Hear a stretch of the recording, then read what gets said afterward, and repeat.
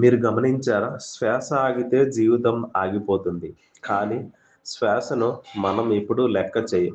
మన శాస్త్రం చెబుతుంది. శ్వాస కేవలం గాలి కాదు. అది ప్రాణం. ఈ వీడియో చివరి వరకు చూస్తే ప్రాణం అంటే ఏమిటి? శ్వాస మన శరీరం, మనస్సు, ఆధ్యాత్మిక ప్రయాణాన్ని ఎలా నడిపిస్తుందో, మన రోజువారీ జీవితంలో ప్రాణాన్ని ఎలా జాగృతం చెయ్యాలి అని స్పష్టంగా తెలుస్తాయి. ప్రాణం అంటే జీవించడానికి అవసరమైన శక్తి. శరీరంలో రక్తం ప్రవహించాలంటే, మనస్సు ఆలోచించాలంటే, హృదయం కొట్టుకోవాలంటే అన్నిటికీ మూలం ప్రాణం. శ్వాస దాని వాహనం మాత్రమే, కానీ శ్వాసలో ప్రయాణించేది ప్రాణశక్తి. మీరు కోపంగా ఉన్నప్పుడు శ్వాస వేగంగా ఉంటుంది. మీరు ప్రశాంతంగా ఉన్నప్పుడు శ్వాస నెమ్మదిగా ఉంటుంది. అంటే ఏమిటి? మనస్సు శ్వాస ప్రతిబింబం. శ్వాసను మార్చగలిగితే మనసును కూడా మార్చగలం. ఇదే యోగశాస్త్రం చెప్పే గొప్ప రహస్యం. మన శరీరంలో ప్రాణం 5 రూపాల్లో పనిచేస్తుంది.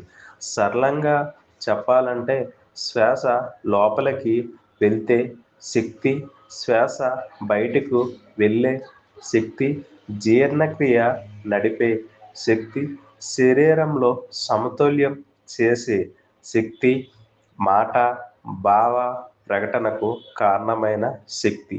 ఈ ప్రాణాలు సమతుల్యంలో ఉంటే శరీరం, మనస్సు ఆరోగ్యంగా ఉంటాయి. ప్రాణశక్తి తగ్గితే అలసట, ఆలోచనల్లో గందరగోళం, ఉత్సాహం లేకపోవడం, నెగిటివిటీ, ఇవి అన్నీ ప్రాణం బలహీనమైన సంకేతాలు. అందుకే మన పెద్దలు శ్వాసపై దృష్టి పెట్టమన్నారు. ధ్యానం, జపం, యోగం అన్నీ ఒకే లక్ష్యం చెబుతాయి. ప్రాణాన్ని శుద్ధి చేయడం. ప్రాణం శుద్ధి అయితే మనసు ప్రశాంతమవుతుంది. మనసు ప్రశాంతమైతే ఆధ్యాత్మిక అనుభవం మొదలవుతుంది. అందుకే ధ్యానంలో ముందుగా శ్వాసను గమనిస్తారు. రోజు ఇలా చేస్తే ప్రాణశక్తి పెరుగుతుంది.